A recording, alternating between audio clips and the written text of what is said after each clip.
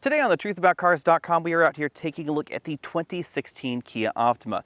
This model has received a major update for 2016, keeping it very current in this segment and actually making this my favorite mid-size sedan at the moment. The model we're taking a look at today is the SXL trim. That means that we do have a 2-liter turbo under the hood, but it also means that we have a whole host of luxury features on the inside, including Napa leather, heated steering wheel, and that sort of thing. For 2016, we still see the same sort of design features that we saw in the last generation Optima with this tiger nose grille up front, although it has grown up a little bit. It looks a little bit more like the Kia K900, and it's better integrated with the headlamps right over here. We have this sort of swooping section that goes all the way to the front quarter panels. In terms of overall size, this comes in right between the Honda Accord and the Toyota Camry. We have a turbo badge right up front indicating that we are in the SXL model, and you notice that the overall profile is going for sort of a mid-size sedan meets Audi A7 profile with this sloping rear end right here, accentuated by this chrome trim strip that drops right down here to the trunk. Under the hood of the Optima, you'll find 3 different engines. Things start out with a 2.4-liter 4-cylinder engine that we've been fairly familiar with.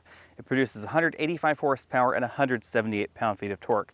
Then we get this engine, which is a 2-liter turbocharged engine, and it's been tweaked a little bit this year. It now produces 245 horsepower, which is a little bit lower than before, but 260 pound-feet of torque. Now the torque really is the big improvement in this engine because it has a new turbocharger now. The torque comes on at 1,350 RPM and stays strong to 4,000 RPM.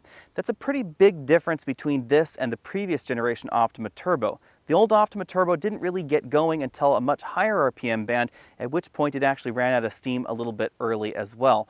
That means that even though the horsepower figures are a little bit lower in this, it actually ran from 0 to 60 a hair faster than the last generation model. There's also a brand new 1.6-liter turbocharged model in the Eco trim that produces 175 horsepower, and it's mated to a 7-speed dual-clutch transmission. On the inside, you'll notice that like many mid-size sedans in the US, we have an incredible amount of front and rear legroom. That's just because the mid-size sedan has continued to grow over the years. Hopping in the back seat, you'll again notice that I do have a decent amount of legroom, even though this front seat is all the way back in its tracks. Unfortunately, however, I don't have that much headroom. If I actually sit upright in this seat, my head is touching the ceiling, very similar to what you see in the Chrysler 200 or the Ford Fusion. On the flip side, the quilted leather continues in the back. These seats are very comfortable. I have integrated sunshades right back here in the rear doors, and the rear seats are heated. The overall interior design in our SXL model is very luxurious. We even have these quilted Napa leather seats, which you don't normally find in a mass market vehicle. We also have soft door trim, available 2-position seat memory right over there, and this very attractive flat bottom steering wheel that we normally only find on Volkswagen and Audi models. Very aggressive sport grips right up top there, perforated leather on the middle, again that flat bottom right down there, and the steering wheel is heated actually in most Optima models. Even the EX mid-grade model gets a heated steering wheel. We have a large touchscreen infotainment and navigation system right here in the middle, and it will be supporting Android Auto and Apple CarPlay very soon. The overall dashboard design is very upright. As you can see, we have that somewhat harsh crease right there, and since we're in the up-level trim, we get an upgraded dashboard treatment with softer plastics. Behind the traditional column shifter, we find a few buttons we don't normally find in mid-size sedans. Again, we have that heated steering wheel button right over here, ventilated and heated seats, an electric parking brake, auto brake hold, and the 360-degree camera. When it comes to cargo capacity, the Optima's trunk comes in about the same size as the Camry and the Accord. However, it actually is a little bit more practical because you can actually put a 24-inch roller bag right like that and still close the trunk lid. Now, this is not quite as handy as the Nissan Altima's trunk, which is a little bit deeper still, so you can actually put larger bags and you can more easily put 24-inch roller bags in that fashion, but this is still a pretty large trunk. Out on the road, it's obvious that Kia has gone back to the drawing board and redesigned the suspension system in the Optima, as well as the steering system, to make this an awful lot more engaging than it was in the past. There was really nothing wrong about the 2015 Kia Optima, it's just that it ended up very average in this segment, and that's no longer true of certain versions of this Optima. Certain versions are important because we actually get a different steering rack in the base versions of the Optima and the top-end versions of the Optima, and that does make a difference in terms of the feel out on the road. The model that we're driving here also has 235 width tires, which are among the widest in this particular segment. That also helps improve the handling.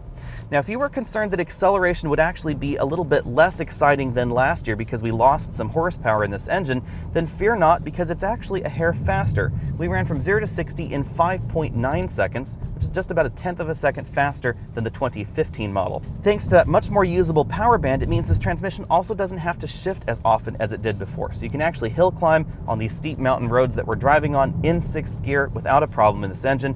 And the previous engine actually had to downshift the transmission in order to do that. In terms of overall acceleration figures, this is only 1/10 of a second slower than the Chrysler 200 V6 or the Nissan Altima V6, and both of those two vehicles use transmissions that are a little bit out of the ordinary. The Nissan Altima, of course, uses a CVT or continuously variable transmission, and the Chrysler 200 uses a 9-speed automatic, which a lot of people have complained about. When it comes to the braking score, we ran from 60 to 0 in 124 feet, which is among the better entries in this segment, again thanks to the wide tires we get on this particular vehicle. Now I have to say, I would like to see what an Optima would be like with grippier summer tires, because you can tell that these Primacy MX4 tires do give up a little bit in the corners when we really start pushing the car, but the suspension in the Optima is no longer a problem. This doesn't feel upset over broken pavement or around the corners, and we actually get a hint of steering feedback from our up-level trim. In perhaps a more interesting twist, there isn't much given up in terms of the ride for this handling prowess. We actually have very little body roll in this vehicle, even though the suspension is not terribly stiff. I'd actually say that the Honda Accord Sport and certain versions of the Chrysler 200 or Ford Fusion are firmer than this in terms of spring rates, but they actually have a little bit more body roll, and that's well controlled in the Optima. When it comes to fuel economy, the 2.4-liter base engine is a little bit disappointing compared to some of the competition. It gets about 4 to 5 miles per gallon less than you find in the Accord or the Altima in real-world driving. The 1.6-liter turbocharged engine is just about the same as those base entries from some of the competition. However, you do have to pay extra for it. Now over here on this 2-liter turbocharged engine, we actually get excellent scores. We get a decent amount of low-end torque, which allows us to spin the front wheels there if we wanted to from a stop sign. It's actually a little bit of fun there. But on the flip side, we get excellent fuel economy. We've actually been averaging about 25 miles per gallon in this car, which is right around what the EPA says you're going to get, and that is notably better than the 2-liter EcoBoost engine that Ford puts in the Fusion. Now on the flip side, when you pair a 3.5-liter V6 with a continuously variable transmission, you do end up with better fuel economy than this, and you'll find that in Nissan's Altima. The Altima also runs from 0 to 60 a little bit faster than this vehicle, which is quite impressive. Now on the downside, the CVT in that Nissan Altima is just not as exciting to drive. As far as base models go, the LX model is very well equipped. We have standard Bluetooth integration.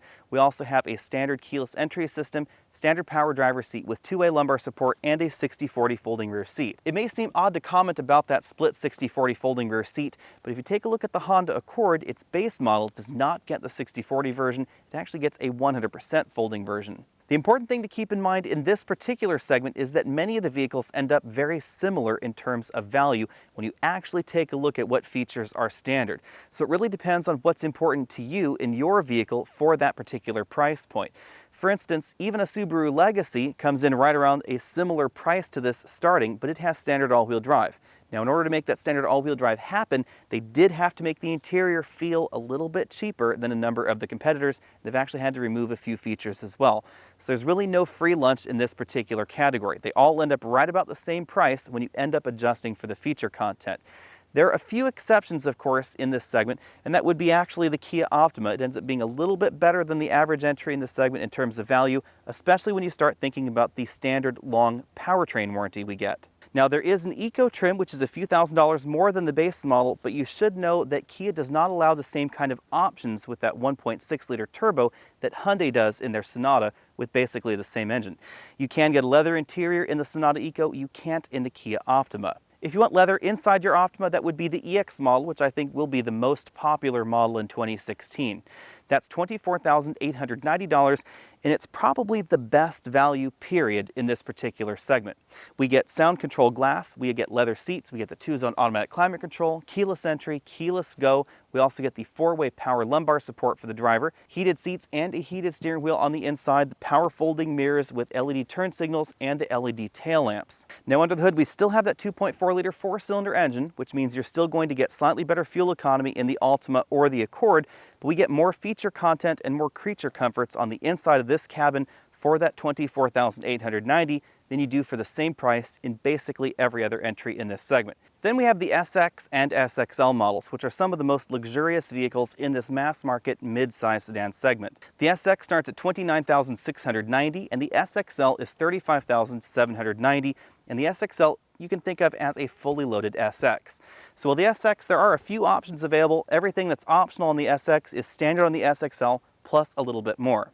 We get things like standard xenon headlamps that steer the 2-liter turbocharged engine, wider tires, and a different steering rack. The steering rack actually makes a decent amount of difference out on the road. It gives us more steering feel than we get in the rest of the models. We also get things like the blind spot monitoring system, the radar adaptive cruise control, autonomous braking, heated and ventilated seats, again that heated steering wheel, the upgraded Napa leather trim in our model that is quilted, the upgraded dashboard trim, door trim, etc. The average mid-size sedan jammed with luxury features is kind of an interesting thing these days. Some manufacturers do it and some don't. It's easy to understand why. Honda and Toyota generally reserve their luxury features for their luxury brands, Acura and Lexus.